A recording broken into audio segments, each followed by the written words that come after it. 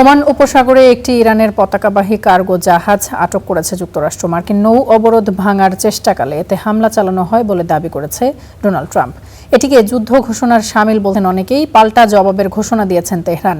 এদিকে যুক্তরাষ্ট্রের অতিরিক্ত চাহিদা ও যৌক্তিক প্রত্যাশা আর বারবার অবস্থান পরিবর্তন করায় দ্বিতীয় দফা আলোচনার জন্য পাকিস্তানে কোনো প্রতিনিধি দল না পাঠানোর সিদ্ধান্ত নিয়েছে ইরান। ওমান উপসাগরে তুস্কা নামের ইরানি পতাকাবাহী কার্গো জাহাজ আটক করেছে যুক্তরাষ্ট্রের নৌবাহিনী। মার্কিন নৌ অবরোধ ভাঙ্গার চেষ্টাকালে এতে হামলা চালানো হয় বলে দাবি করেন মার্কিন প্রেসিডেন্ট ডোনাল্ড ট্রাম্প।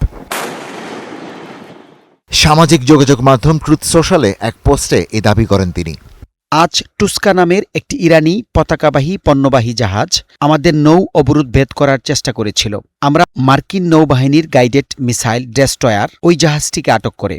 এই মুহূর্তে জাহাজটি মার্কিন ম্যারিন সেনাদের হেফাজতে রয়েছে। ইরানি জাহাজ আটকে ক্ষুব্ধ তেহরান।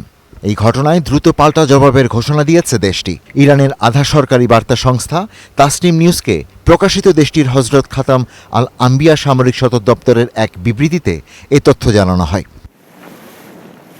ইরানি জাহাজে বাধা দেয়া ও সেটি আটকের ঘটনাকে ইরানের বিরুদ্ধে যুদ্ধ ঘোষণার শামিল বলে মন্তব্য করেছেন মার্কিন চিন্তন প্রতিষ্ঠান আটলান্টিক কাউন্সিলের জ্যেষ্ঠ উপদেষ্টা হার্লান উলম্যান।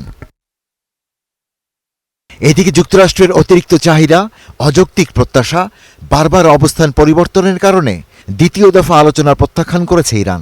যুক্তরাষ্ট্রের ঘোষিত নৌ অবরোধ বহাল থাকলে পাকিস্তানে কোনো প্রতিনিধি দল পাঠাবে না বলে জানিয়েছে তারা। ইরানের সঙ্গে আলোচনায় অংশ নিতে এবার পাকিস্তান যাচ্ছেন না মার্কিন ভাইস প্রেসিডেন্ট জেডি ভ্যান্স। মূলত নিরাপত্তা নিয়ে শঙ্কার কারণে তিনি মার্কিন প্রতিনিধি দলের নেতৃত্ব দিচ্ছেন না বলে জানিয়েছেন প্রেসিডেন্ট ট্রাম্প। এর আগে চুক্তি না হলে ইরানের প্রতিটি বিদ্যুৎ কেন্দ্র ও সেতু গুঁড়িয়ে দেওয়ার হুমকি দেন প্রেসিডেন্ট ট্রাম্প। আমি জানি না, হয়তো আমি এর মেয়াদ বাড়াবো না, কিন্তু অবরোধটা থাকবেই। সুতরাং অবরোধ থাকছে এবং দুর্ভাগ্যবশত আমাদের আবারও বোমা ফেলা শুরু করতে হবে।